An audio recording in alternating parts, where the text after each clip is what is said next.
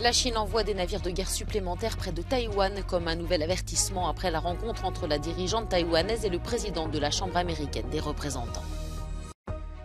Tel Aviv a annoncé vendredi la mobilisation de policiers de réserve et des renforts militaires après la mort de 3 personnes dans 2 attentats.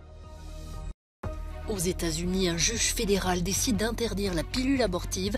Fureur du président Biden et du planning familial, les opposants à l'avortement crient victoire. Le journaliste américain Evan Gershkovich, arrêté en Russie la semaine dernière, a été inculpé d'espionnage ce vendredi.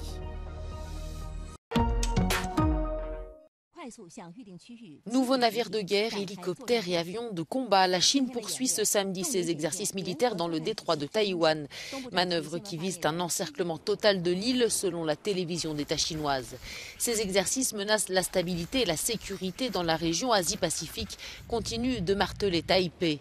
Nos forces armées ont surveillé la situation et ont chargé un appareil de la patrouille aérienne de combat, les navires de la marine et les systèmes de missiles terrestres de répondre à ces activités, a ainsi réagi sur Twitter le ministre taïwanais de la Défense. Ces exercices ont débuté au lendemain du retour des États-Unis de la présidente taïwanaise. Une visite durant laquelle elle a rencontré Kevin McCarthy, le président de la Chambre des représentants, déclenchant la fureur de Pékin. Le régime communiste avait toujours menacé d'une riposte si cet entretien avait lieu au nom de son principe d'une seule Chine qui interdit, selon les autorités chinoises, d'entretenir des liens officiels avec Pékin et Taipei en même temps. C'est le dernier épisode d'une brusque escalade au Proche-Orient. Un touriste italien a été tué et 5 autres personnes ont été blessées vendredi soir dans une attaque dans le centre de Tel Aviv. La police israélienne évoque un attentat à la voiture bélier contre des civils. Une source au sein des services de sécurité israéliens a déclaré que l'assaillant était un arabe israélien originaire de la ville de Kafr Qassem.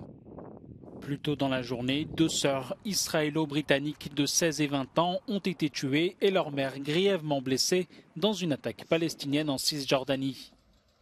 Après ces attaques, le Premier ministre israélien Benjamin Netanyahou a annoncé la mobilisation de policiers de réserve et des renforts militaires. Cette poussée de fièvre fait suite à l'irruption brutale des forces israéliennes et aux violences dans la mosquée Al-Aqsa de Jérusalem, 3e lieu saint de l'islam. Le gouvernement de Joe Biden a réagi vivement à la suspension par un juge fédéral d'une pilule abortive aux États-Unis. Ce médicament, agréé depuis plus de 20 ans, est utilisé chaque année par un demi-million d'Américaines. Le président américain s'est dit déterminé à combattre cette décision. Le ministère de la Justice a déjà annoncé qu'il fera appel et demandera un sursis. Nommé par Donald Trump, le juge Matthew Kacsmaryk est connu pour ses idées ultra-conservatrices. La décision finale pourrait revenir à la Cour suprême, profondément remaniée par l'ex-président républicain. Le journaliste américain Evan Gershkovich, arrêté en Russie la semaine dernière, a été officiellement inculpé d'espionnage ce vendredi. Ce correspondant du Wall Street Journal rejette catégoriquement ces accusations. Cette inculpation ouvre la voie à un procès dont la date n'a pas encore été déterminée. Washington a appelé le Kremlin à le libérer. Cette arrestation survient dans un contexte de forte répression contre la presse en Russie depuis le début de la guerre en Ukraine.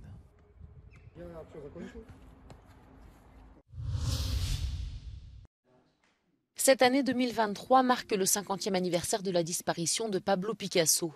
À cette occasion, le Musée national Picasso Paris a invité le designer britannique Sir Paul Smith à signer la direction artistique d'un accrochage original mettant à l'honneur la collection du musée. Connu pour son travail sur la couleur, le sur-mesure et le kitsch, Paul Smith invite le public à une lecture plus contemporaine des œuvres de l'artiste. Sa vision est souvent teintée de beaucoup d'humour aussi et d'une forme de distance et de légèreté. Et nous souhaitions effectivement montrer de façon un peu neuve, un peu décalée, avec peut-être moins de sacralisation. Cette exposition souligne aussi le caractère toujours actuel du travail de Pablo Picasso.